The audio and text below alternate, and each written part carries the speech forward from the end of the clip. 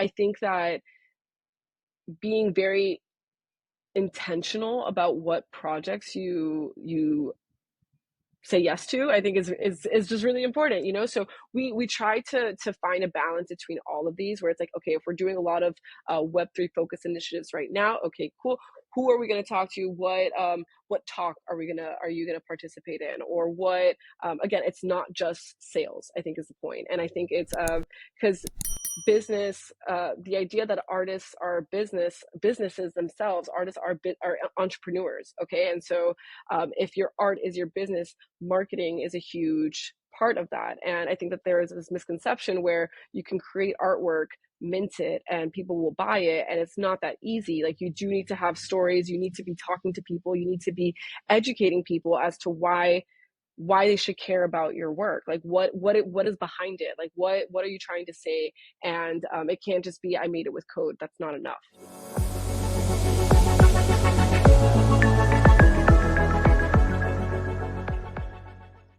Hello, Sofia. How are you? Hello, I'm great. I'm happy to be here. Thank you so much.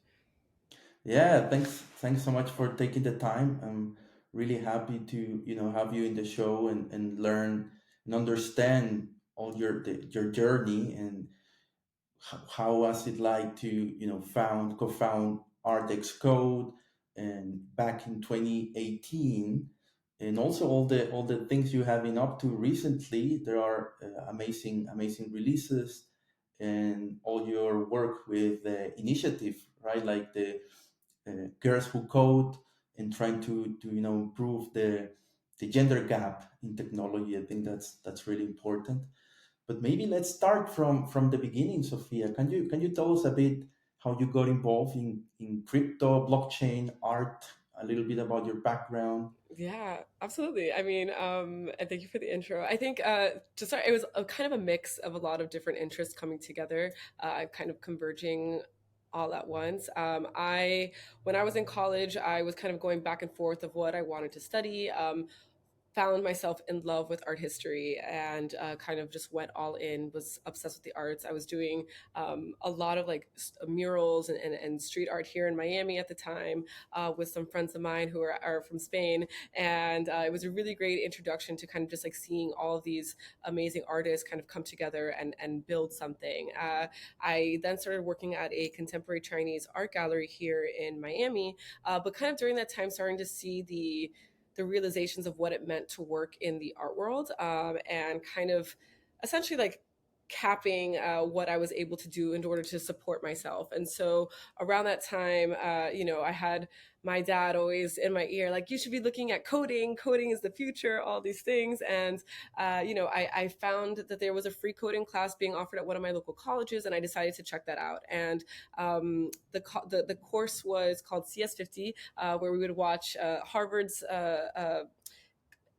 introduction to computer science, and we would have a lecturer there in class, a professor that would go over everything. We would do the same homework, all these things. So I decided to give that a shot, and it completely changed my life. It was really scary at first. Of course, I'm coming from an arts background, really was never someone to be all into math, or at least that's your assumption of computer science. You're like, oh my God, it's math and it's cryptographic. Like, it seems very, very scary. So Complicated. yeah, it just seemed complicated, you know? So I was like, all right, but I leaned into it, and it really changed the way I looked at really everything. We live in a very technological world, and for the first time ever, this thing that kind of just seemed to exist, I really saw the people behind the scenes now for the first time, where all these things that I engage with on a daily basis that were powered by technology, I was like, oh my God, someone had to write those lines of code. Someone had to, actually make that possible. It didn't just exist, because without having the context, like, it kind of just existed to me.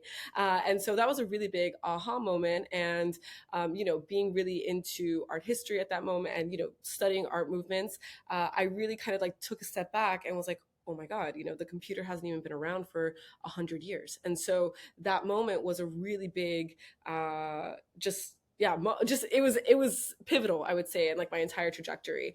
And so during that class, I remember, we'd had to do a final project, and my final project was, I built a website covering like the history of art made with a computer, and like the history of how we found ourselves creating with computers. And so that kind of like kickstarted that fascination. And then I started volunteering at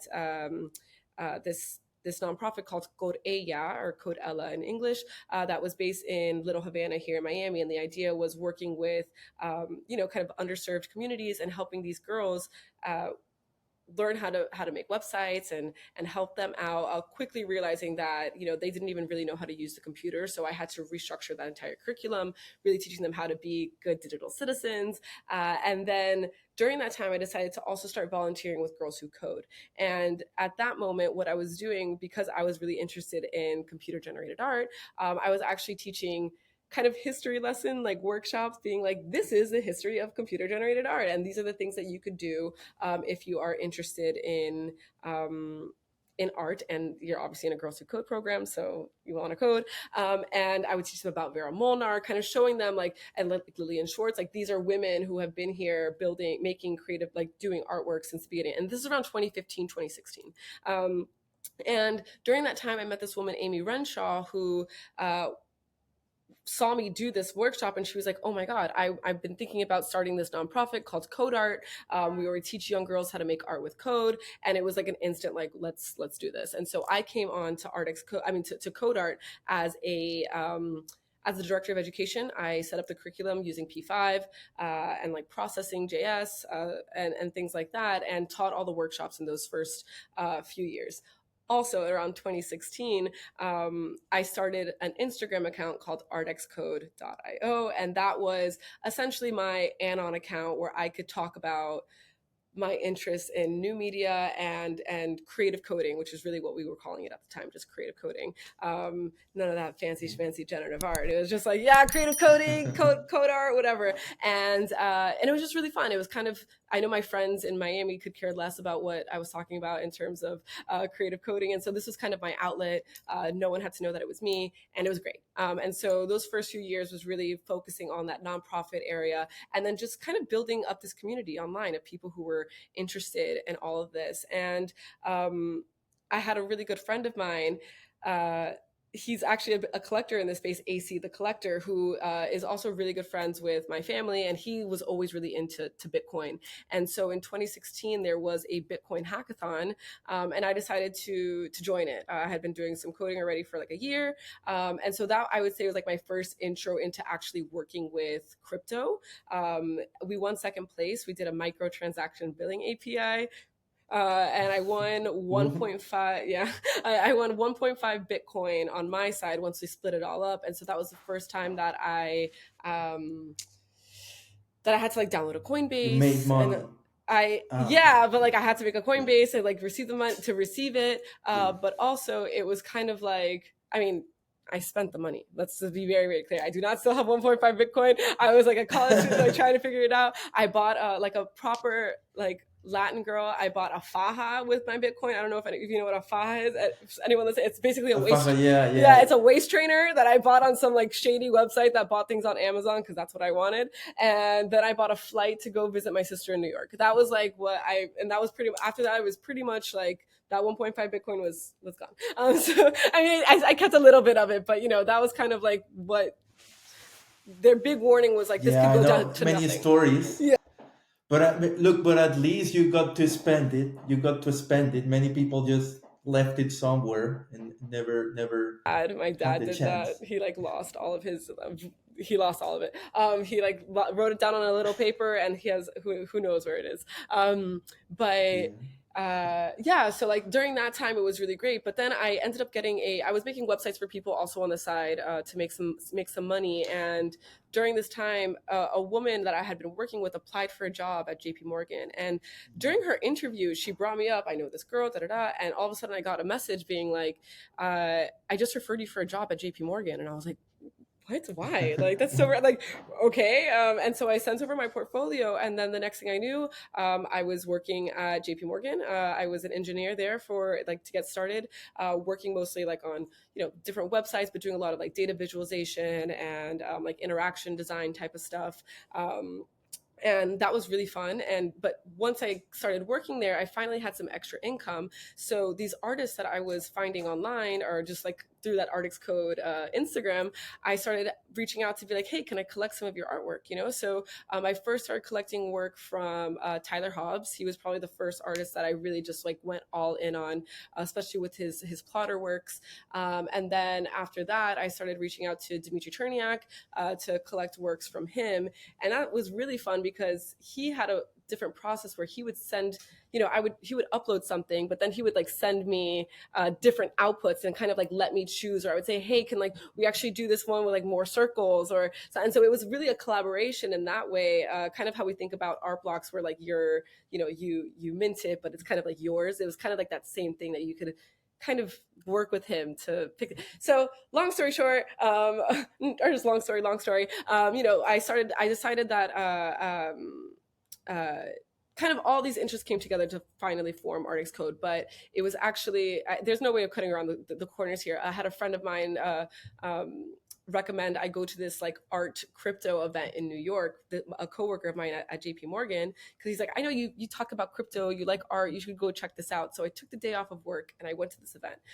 It was the New Art Academy, and they announced that they were going to be organizing this event called the Contemporary and Digital Art Fair, and that was going to be going live in a few months in 2019. So this was around 2018 that I heard about this, and at that moment I had been collecting some artworks, and I was like, oh shoot, I think a booth was $75. So I was like, I have $75. Like I Wasn't that expensive? yeah, Yeah. I was like, you know what, I'm gonna put some works up. And so yeah, I decided to put the works up from Tyler and Dimitri, and this is where I called Sebastian Sanchez, who's one of my best friends since we're Cuban cousins. Our cousins are cousins. We've been family since we've known each other, and he had been working in the art world at that time.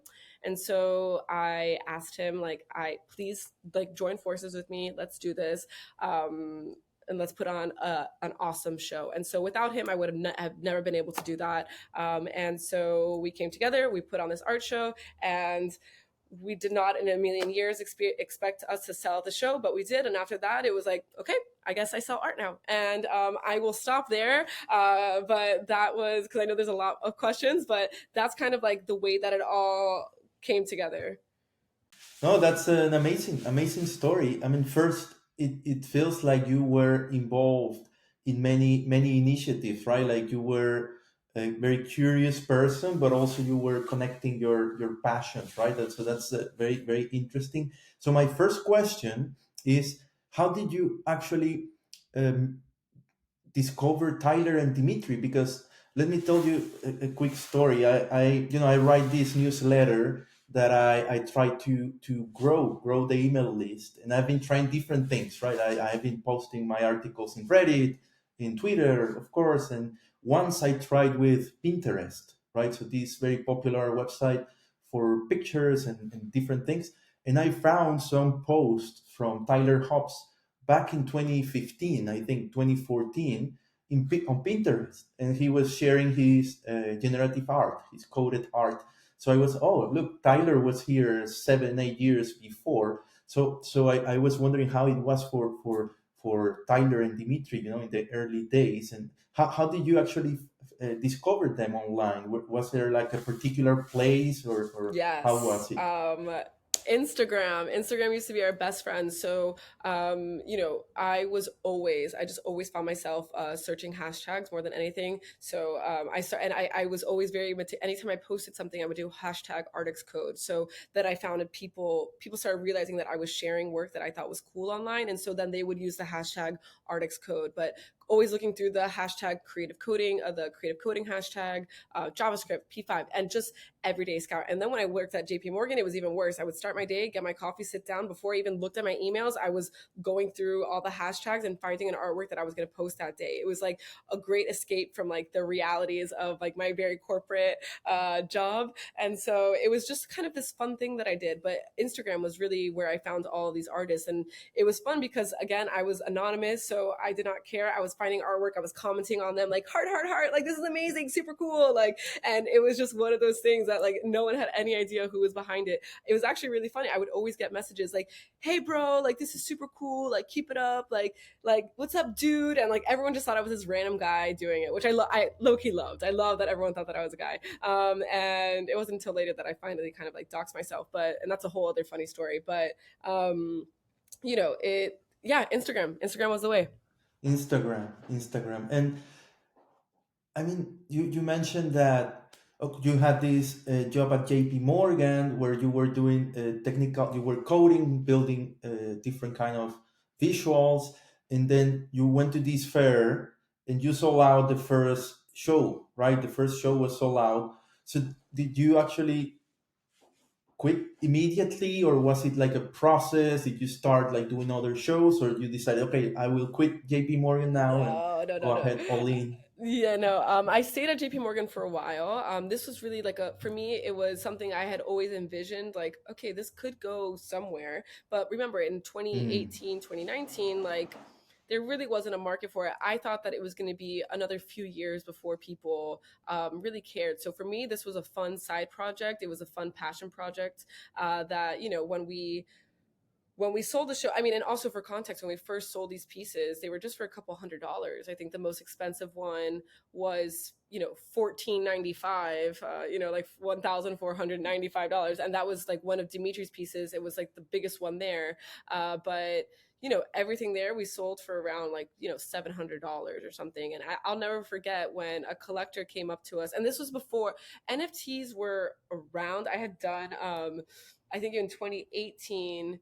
Yes, I did a hackathon at MIT, and that was called the Hacking Arts Hackathon, and that one was also very crypto related. That was the first time I met John from Larva Labs.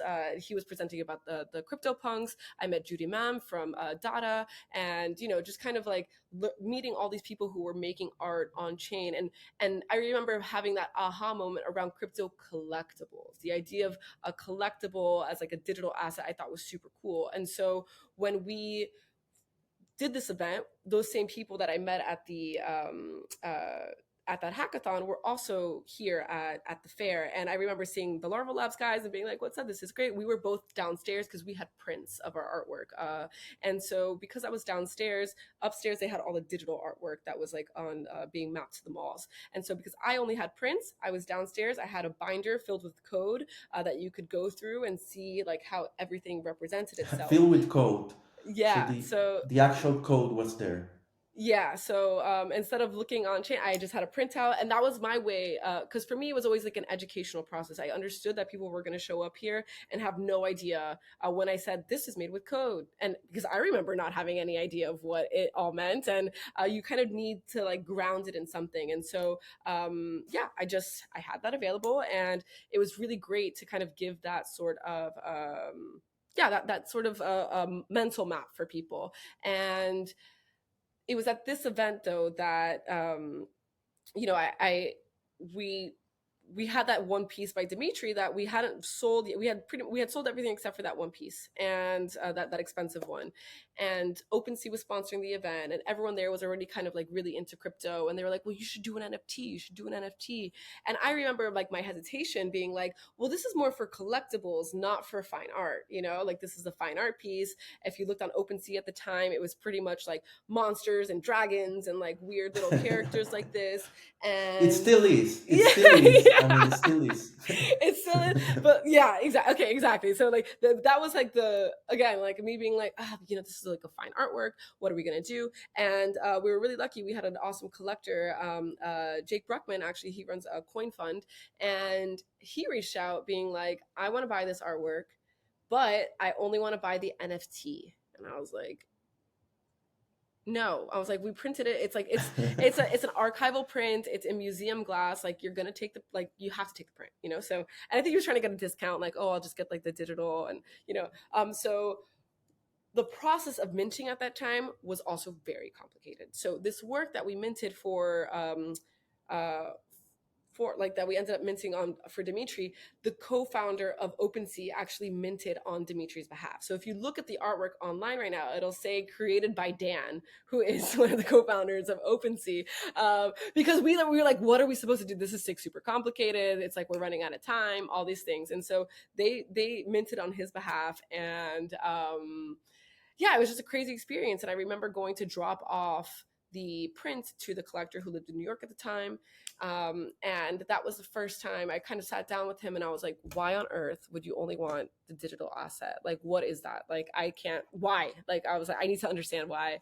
And he showed me. And so that this was the first time that I actually got to see like someone use, he built out a virtual world, I think in CryptoVoxels or one of those. Let's say it was CryptoVoxels. If I messed that up, I'm sorry. But you know, and he showed me a video. I mean, I took a video, but he showed me his gallery that he had built in there and all the NFTs he had collected, and how he had displayed all of them. And I was like, oh, this is super cool. Like great. But I also kind of, I loved it, but I also kind of brushed it off as like, okay, this is what like the crypto nerds are up to. Like, this is great that they're into this, you know, and I kind of just like saw it as that. I was like, okay, great. But 2019, so the fair ended up happening in May of 2019. So 2019, though, we started kind of experimenting with this idea of the NFT as a certificate of authenticity for the physical works. So in 2019, anytime I sold a work of Dimitri's, he was really the first artist that like we experimented with this.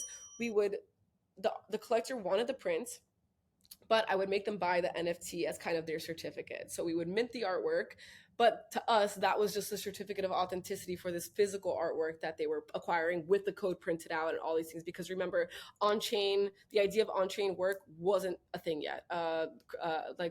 Autoglyphs came out in 2019. Yeah, so in like that summer. So once that was introduced, and then ArtBlocks came a little bit later, but at that moment that was really the mental model, like here's the NFT, but also here's the code printed out, and you can keep that, and everything was kind of disjointed, and it was really fun. And we did another show in December of 2019 during Art Basel Miami Art Week in Miami. We showed works by Dmitri Cherniak, Helena Sarin, Manolo Gamboa,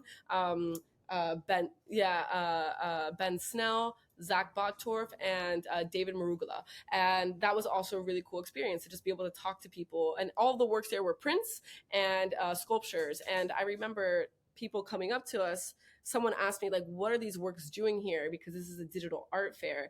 And I remember being so happy about this question because all the works looked like they were either hand They were drawn. physical. Yeah. All the works were like so organic in shape, and like we had one work by Dmitri that looked like it was watercolor, and you know, and Helena's works looked like it was made with charcoal, and like, you know, things like this where people were like, why are these here? And it was like, well, thanks for asking. All this work here was made with code, and I think that's really been kind of like the way we think about I know like curatorially, like that's how I've always really liked to think about it. I usually like stay away from anything that looked you know, if it was like green and black, I was like, nah, like, you know, like that kind of like a traditional way of thinking about it. I always was really curious, like, who is really breaking the boundaries here of like what it means to produce with code, because it is so rigid of a tool in a way that, like, in order for you to break those rules, you have to know it. And I think that was always something that really inspired me, and why I started like, the reason I started collecting, the reason I started putting up this work was because I would see these artists share online, and it was like, how did you do that? Like, how did you do that? That was always like my guiding. If I was shocked at them making that with code, I was in. Like, they had me, you know. Yeah, and Sophia, you think that happened because you were somebody that knew how to code, right? So you understood the complexity to make those pieces, right, at the time. Um, uh, that had to do with it, right? Or I mean, so I guess like, the question is, the early collectors, when these were physicals, and then you were there with the code printed. Did you notice like people that got interested were those that understood technology, understood code, or you actually found that it was quite open and anybody was kind of interested? So it was a really nice mix. I would say like we definitely had collectors who were crypto curious, especially in those first days. We had some that were tech adjacent in the sense that like they worked for tech companies but weren't necessarily developers themselves. And honestly, friends and family too, who like I know the event in Miami. I had friends who ended up coming up to my event and us just kind of talking about how this stuff was made and giving them that context. It's one of the reasons I love doing in-person exhibitions, because there's nothing like having a face-to-face conversation with someone in front of artwork, being able to passionately explain why this is really cool, meet them where they're at. Also, I think is a really important part of this, understanding what their knowledge level is of code or just art in general, and being able to have those one-on-one conversations, pivotal. So for me, I felt like it was a really nice mix of collectors, especially in that first year, where we have a lot of people who collected these artworks who know nothing about code, but also a few of them that do. But it was the moment that allowed them to connect with it as an art form, understand its significance, and show that by actually acquiring it. No, that makes a lot of sense. And what about from the artist side, when you were reaching out to the artists that were working with code, with generative artists, and you told them, hey, there is this thing called NFT. So what was Dimitri's and Tyler like? Was there some resistance? Maybe not from them, but from other artists. How was it in 2019, 2020? Yes. So that's actually a really great question, because a lot of what we were doing once we decided, because so 2019 we really only did NFTs with Dimitri. That was like he was the one that was open to it, experimenting. 2020 was a different year. So once we hit 2020, we started organizing a show for NFT Paris. That was also organized. I mean, did I say NFT Paris? No, just in Paris. Sorry, it was the CADAF, Contemporary Digital Art Fair, was going to be doing something in Paris that year. And so I reached out to this artist, Harshit Agrawal, who's based in India. I loved his work. He's an AI artist who was really focusing. And at that moment, a lot of the AI work, not all of it, a lot of the AI work though, was very much focused on kind of like Western ideals. You saw a lot of Renaissance-esque paintings and stuff like this. What I loved about his work was that it was really focused on Eastern culture, religion, his Hindu culture, and things like this. And I really wanted to highlight that and kind of show a different side to this AI work that we were all seeing. And COVID hit. So obviously the fair got canceled. They decided to put everything online. And at this moment, we were going to be doing a series of prints and kind of like these painting sorts of things. And the online fair, to be honest, was a complete bust.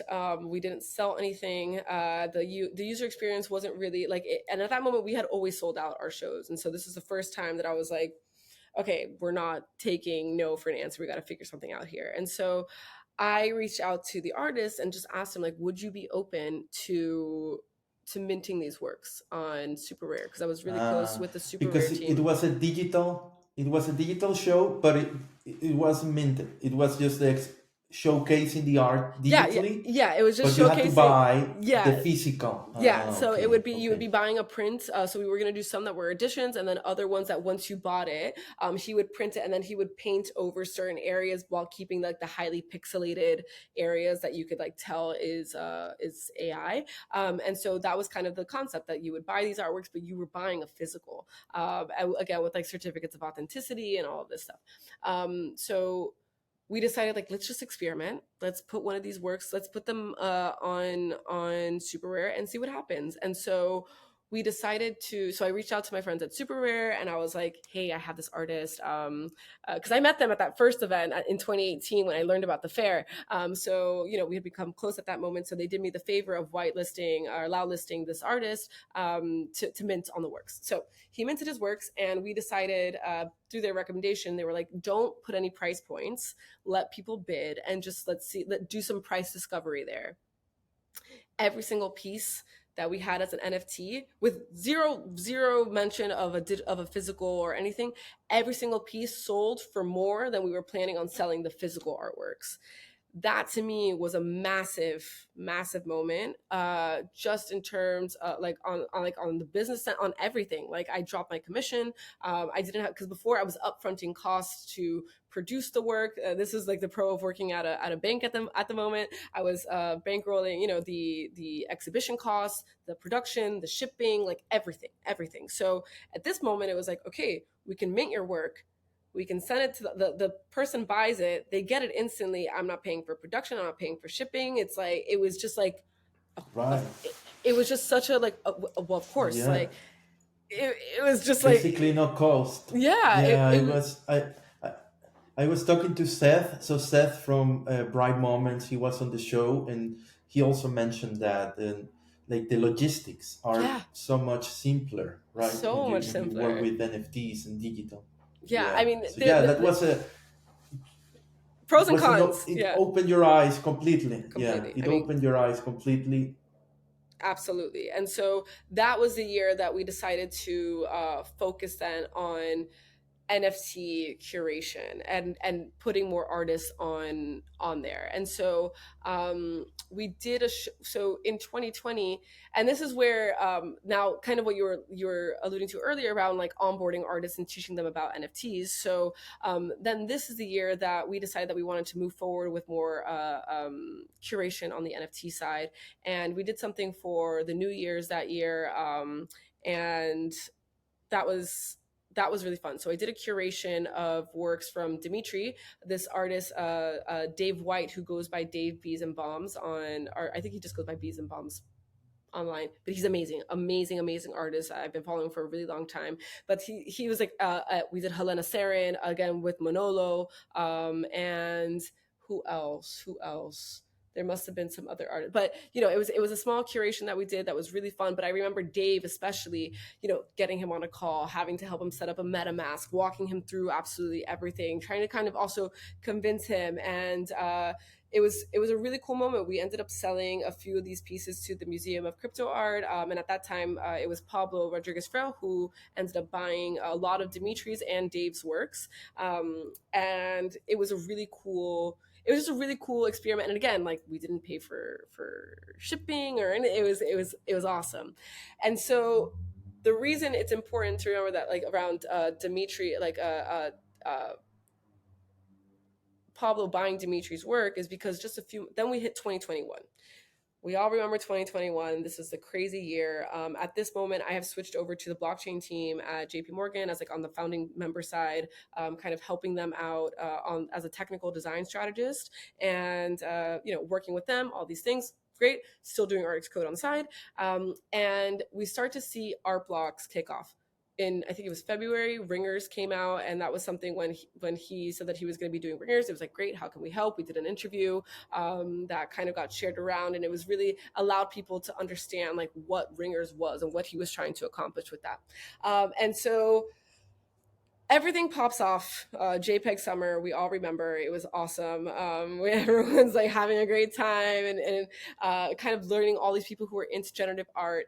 But then we see the auction houses come in, and I remember Sotheby's doing a curation, and I was getting frustrated at this moment because I'm seeing people come into the space really trying to make some money and showcasing work, but like doing it in just like such a poor way. And I was annoyed. But seeing the Sotheby's show really killed me for multiple reasons. So and it's not that it was getting sold. I was really happy to see him, and I know it was really big for him to have his work at Sotheby's. It was just the way that it was displayed really angered me. It was a work that I had curated. I felt very, very connected to it, understood its beauty, really understood, and it was a square work, and they put it up on a 16:9 TV screen on a stand. You saw the black bars, you saw this, and it sold for.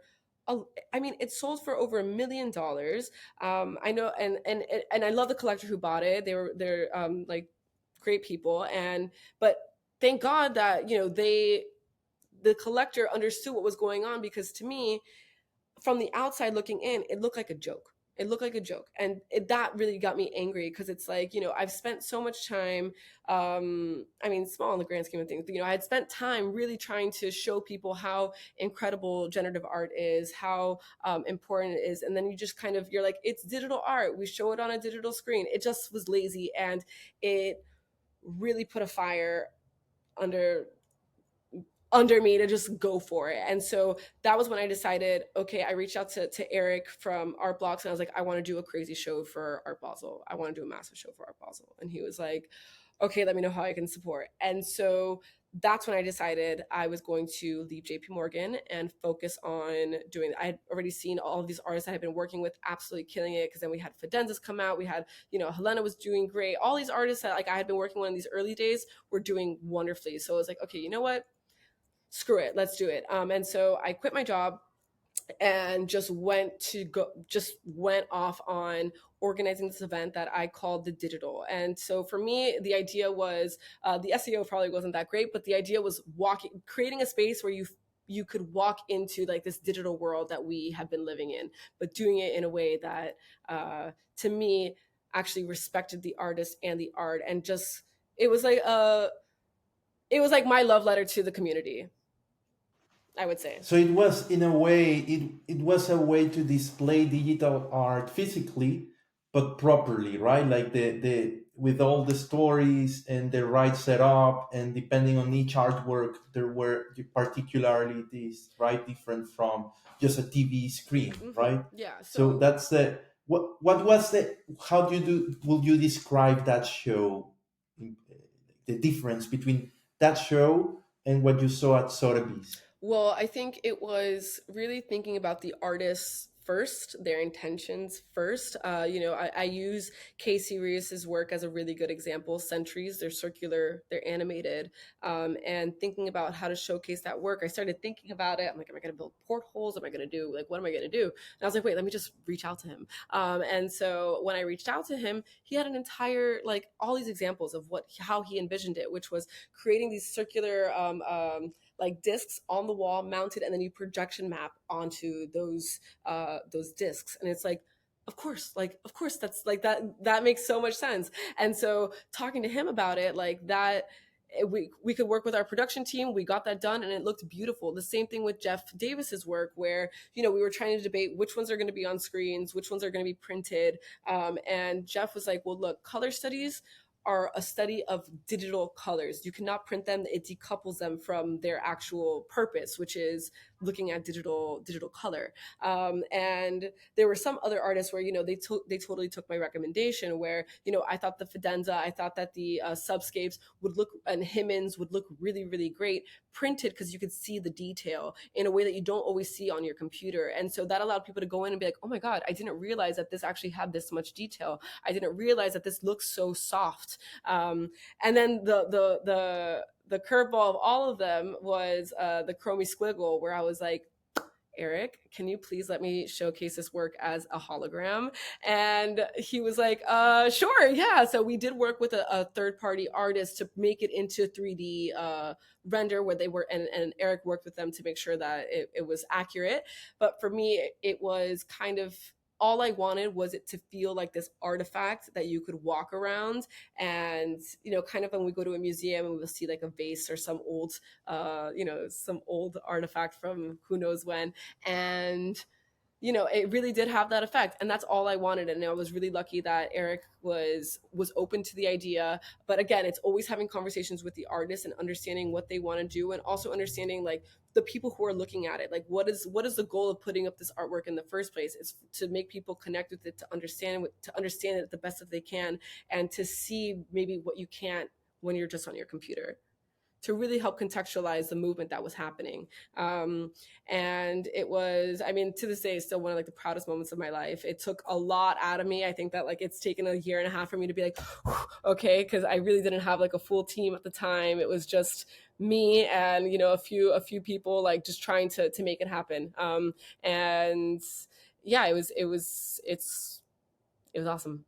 is there a way to is are there videos, Sophia, of this Yeah, show that yeah, maybe we yeah. can include in the description? Oh, Okay, that's absolutely. I have awesome. one on YouTube that I can send over to you. That really helps kind of put you in the space. I mean, I went crazy. I even got custom fragrance for the space. Like, so when you walked in, like it smelled good. Like I went absolutely wild. But it was the best thing ever. Yeah, that sounds amazing. I mean, it you can feel how you really enjoyed that process, right? The coordination and the preparing a show, and maybe that takes me to my next question. So if we flash forward, because we were talking about the story, right? How ArtXCode started and kind of the introduction to blockchain art, right? The early days, the first shows. So today, how will you define ArtXCode? Because I've seen many things, right? You are doing Yeah. shows, you are doing releases, but you are also representing artists, right? So can you tell us a bit about what's ArtXCode today? Absolutely. So it's always been a conversation because what it has been really my creative outlet for a really long time. It was just like, what do I want to do? This is what I'm going to do, and I'm going to do it under ArtXCode. Seb and I stopped working together. I'd say in 2021, I believe, or 2020, 2021. He's now at Christie's, and so I was kind of like experimenting this, like and seeing what was working, and then last year last year I was with Toni Marinara, who is one of my really good friends, and his wife is one of my best friends since middle school, high school. And while I was with them, and at that moment last year, where are we now? 2023. Yeah. 2021, 2022. I was doing a lot of like advisor, 2023, yeah, like help. almost I 2024. know, my God, this time is going crazy. But once I started working with Toni, I started staying with Toni, and we had two artists reach out to him while I was staying with him. One was Martin Grasser, being like, "Hey, man, like you do so like such a thank you so much for all the things that you like, how you like promote my work. Like, have you ever thought about like artist representation?" And I remember him looking at me, being like, Marty just asked me to represent him. I was like, oh my God, that's crazy. Like, I was like, you should consider it. You're working as an attorney right now. Why not? And then the next day, Lars Wander reaches out to him, being like, hey, like, would you be open to representing me? You do such a good job of. And so he looked at me, and I was like, oh my God. And we were kind of like, and he's like, should we join forces? And like, because at that moment, what I really loved doing was working with artists on a project by project basis, either through my own curation, or they were working on something and I could just advise them and I would take a commission. So I was doing that, but more so on kind of like ad hoc, like, oh yeah, like let's do this, we'll work on this together. And so once Toni and I decided to work together like this, that really helped kind of frame everything together, because one thing that I've always wanted to kind of stay away from was just saying we're a gallery.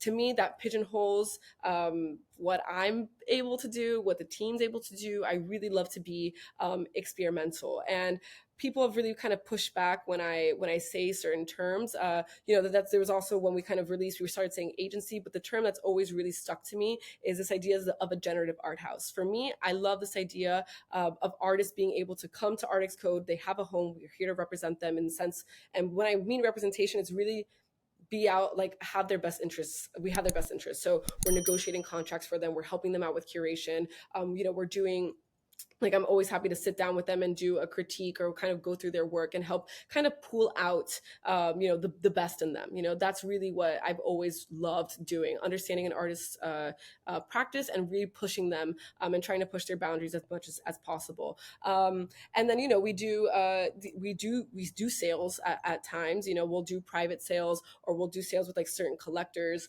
And then we do advisory for different institutions. So we work really closely with different museums, with different galleries, with different whoever it may be, to really help their understanding of what generative art is and what the world of Web3 means. And so we're kind of this, again, this gathering place for all these kind of like-minded yet very very different artists and collectors and enthusiasts, and really just help kind of like prop the conversation around generative art up. That's always been kind of my mission, where it's how can I be this kind of like corner of the internet, this like elegant corner of the internet dedicated to just creative coding, as an art form. I've always really loved it. Yeah, no, that makes a lot of sense. I mean, I think about the artist, and it's really like a 360 support system, right? Because the team is capable of handling, as you said, the legal aspect, right? All these contracts, negotiating with other institutions, but at the same time, you can also go and talk art, right? And critique and try to improve the artwork itself. So that's fantastic. And what would you say, Sophia? I mean, you have worked with so many artists, and they are all super talented. And I mean, across the years, what would you say are the challenges, like the biggest challenges today for generative artists?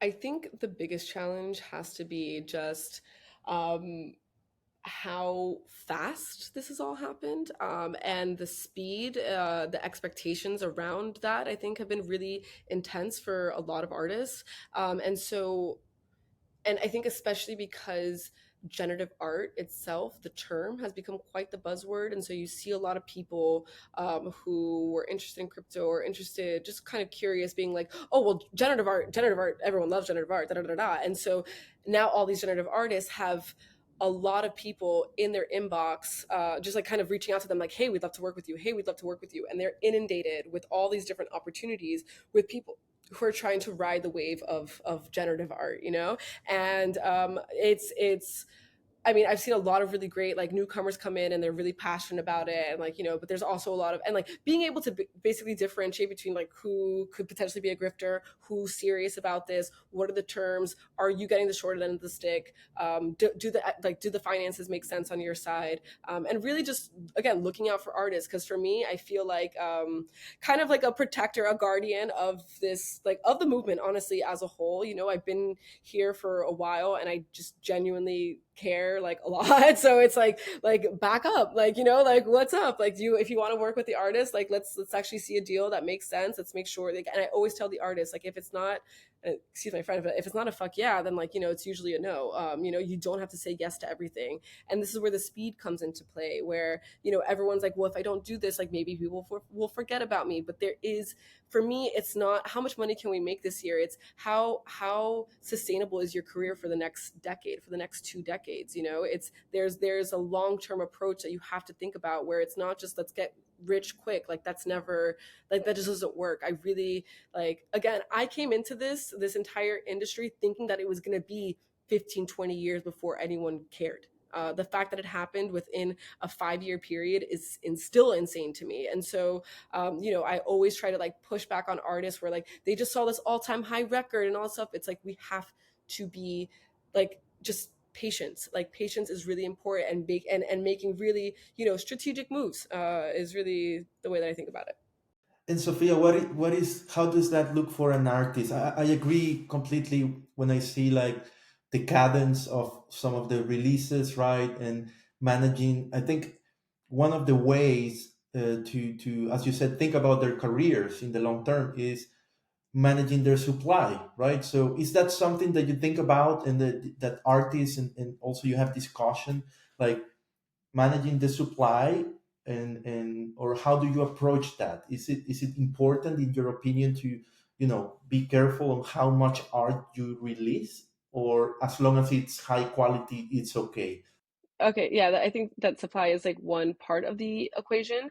I would say that, you know, again, this idea of like rule of thumb, where like you want to keep your supply low, but there is a balance at play here. And one of the counter examples to this is William Mapan, who I think has done, and even Tyler Hobbs over the last few years, who have done a really good job of really keeping haven't like necessarily kept their supply very low. They are releasing work pretty consistently, high quality work really consistently, and also kind of at high levels. You can see what William's done over the last year, where he's put out a lot of work, and I don't think that it's really been to his detriment. But at the same time, you find other artists who do something, and then you start hearing the collectors, oh, their supply, they're flooding their supply. So it is really kind of this um it's like the people's court in a way. The second someone's like, oh, there's too much supply or there's too much, like you kind of get people like talking, and that's one of the pros and cons of like the digital aspect of this, where it's kind of like the communication's quite flat in a way, where it's not siloed. Everyone's talking online, and everyone can hear that those opinions, whether they're warranted or not. And so I think for me, the way that for not even me, just like the ArtXCode team as a whole, Toni, myself, we're really thinking about what are the ways that we can kind of differentiate the access that people have to the artist's artwork. So we're not just focusing strictly on Web3 collectors and Web3 experiences, though we understand the importance of like working with our direct community. But for example, we have Itzel IX now in Copenhagen. She's doing a residency with their museum there with the SMK. We work a lot. We had Sasha, Linda, and Itzel all kind of participate in the MoMA experience. We are trying to, we work with different collectors outside of our space, and so we are trying to get them into these situations where it's not really always about sales, but around, again, like the storytelling, being able to ground their artistic practice and have that story over the next few years. It's these things that kind of build on top of each other and not rushing. It's to me, I don't care if you're selling for $1 million right now. Like that is not at all what constitutes being a successful artist. What experiences are you, like, what institutions are you working with? Because museums, I think, are a really important part of culture and society as a whole. What is your story? What are you trying to say with your artwork? And trying to find those people who understand you. I think that being very intentional about what projects you say yes to, I think is just really important. So we try to find a balance between all of these, where it's like, okay, if we're doing a lot of Web3 focus initiatives right now, okay, cool, who are we going to talk to? What talk are you going to participate in? Or what, again, it's not just sales, I think, is the point. And I think it's because business, the idea that artists are businesses themselves, artists are entrepreneurs. Okay. And so if your art is your business, marketing is a huge part of that. And I think that there is this misconception where you can create artwork, mint it, and people will buy it, and it's not that easy. Like, you do need to have stories, you need to be talking to people, you need to be educating people as to why they should care about your work. Like, what is behind it? Like, what are you trying to say? And it can't just be, I made it with code. That's not enough. You know what I mean? And so, yeah, we try to really think holistically about their careers and try to put them in positions that we think will like build on top of each other, so that when the time is right, or whatever it may be, that we'll just see like nice growth for them over the next few years. That's a great advice, and we have been talking almost for an hour, Sophia. So I have two final questions. So the first one is for emerging artists, right? That are there, creating maybe on Web3, maybe not, but they are, doing generative art, they are coding, and they would like to at some point be represented by somebody like you and ArtXCode. So what will be your advice for them if they are early on in their career, and how can they do it right? What are the steps that you think should be made? And yeah, what do you look at when you curate and look for artists?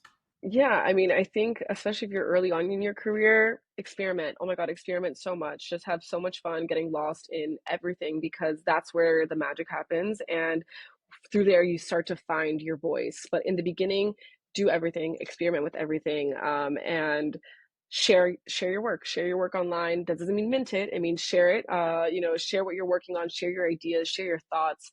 If it's writing, if it's just chatting with other artists, whether you want to do that on Twitter or in a Discord where you feel a little bit more comfortable, maybe safer. I don't know, but the community is amazing. The group of artists that are out there are all so kind and so cool. And I think it's important to remember that all of us, especially in the beginning, were hobbyists. This was something that we just did because we loved it. We did not think that there was any money involved whatsoever. So have fun with it, and try to figure out your again, patience is key. Have fun with it. Start to do whatever it is that you want. Build and make ugly things. Make things that your code, maybe your code looks disgusting. Who cares? Like that, it comes later. Like it all kind of you will find your way. But in the meantime, just start throwing things together and figure it out. And then, because what I love about the artists that we work with is that they're all very experimental and they're always trying new things. And also one of the key points of this is that we're not reaching out to artists out of nowhere and being like with these certain demographic or these certain checklists, like you've made this much, you've done this. No. These are personal relationships that we've made over the last few years. I've seen them grow as artists. I'll use like Luke Shannon as a perfect example, where I've known him since he put out the opera, and we've had multiple conversations. And it was always like, yeah, it would be really nice to work together. And he had kind of waited like a year. I hadn't really seen much come out from him, and so he had reached out, wanting to work together. And it was like, okay, well, why don't we do a studio visit so I can see what you've been working on? And once I saw all the things that he had been experimenting with, it was like, I'm sending you a contract right now, you need to be signed, because it's just so incredible what you're working on and how out of the box you're thinking about things. So to me, it's like really pushing the boundaries of what this medium can do, and seeing how artists are putting in their own voice. I think having a voice is very important, and it takes time to develop your own voice in such a public arena like this. So that's really what those are some of the things that I'm looking for. And also, not to be understated, just being a kind person. And I think that's also really important, the kind of being fun to work with, knowing how to take criticism, not being not being so defensive, because anyone who's working with you, or at least on our side, on the agent side, like we only want what's best, and we always want to work with people who are kind, even as much as like being kind to servers when you go outside, when you're out at dinner. It's things like that. We want to work with kind, great people, and so that's I think that, yeah. Oh, that's amazing. Those are Yeah. I mean, great points. Some I didn't think about previously, but that makes a lot of sense. Um, and Sophia, I'm going to put you in a tough spot. So I usually ask guests this question, which is like, name three artists that inspire you. And I know it's hard because you represent many artists and you have worked with so many. But yeah, you can feel free to mention anyone, Web three or Okay. not Web three, that inspire you. Could be emerging, could be established. It's up to you. Okay. It is hard. I'll try to be. I'll actually say artists that I don't represent. Oh no, but Sasha, I love Sasha so much. I'll start off with Sasha. Actually, I lied. So Sasha has just completely changed my. I've always loved poetry. I've always loved like prose, but the way that she's been able to really bring this to life, and the way that she's explored technology as part of her practice, as someone who genuinely loves languages. She studied at Harvard and Oxford, just like language. She is someone who's fascinated by it, and the way that she's using AI, and the way she has been using AI for the last few years, is amazing. And I just think she's a genius. And then Maya Mann, who I absolutely adore. The first time we met was in 2019 at a processing community day, and I just remember her giving a talk, and her talking about how much she loved dance. And I used to do dance and competitive cheerleading and all these things, but was also a developer. And so I remember finding her and being like, "Oh my God, another one, like someone like me, someone that I could relate to, who is just so cool and doing amazing things." And she's also just such a genius. Maya will always be, I will always be such a fangirl for Maya, and I can't wait to see like her career is going to be amazing. And then she's been there since the very beginning with me. I'd say Helena Sarin. She is absolutely amazing. She is one of the OGs of OGs when it comes to GANs.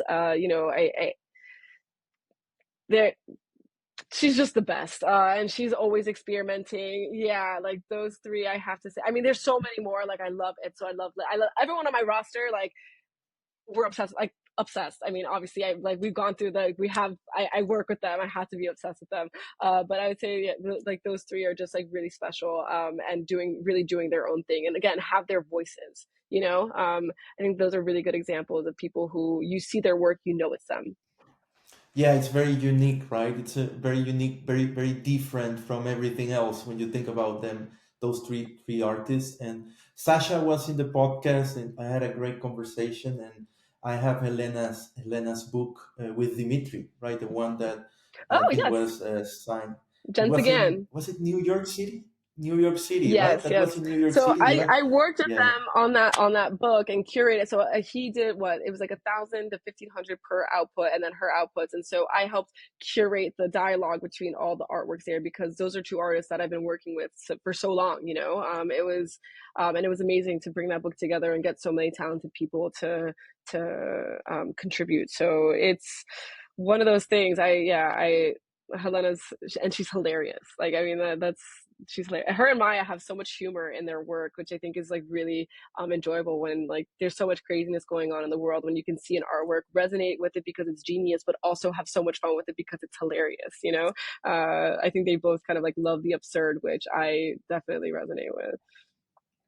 Yeah, no, thanks, Sophia. Thanks so much for sharing your journey. It was very, very Yeah, exciting hearing from you all the things you have done and what you're working on. Sounds.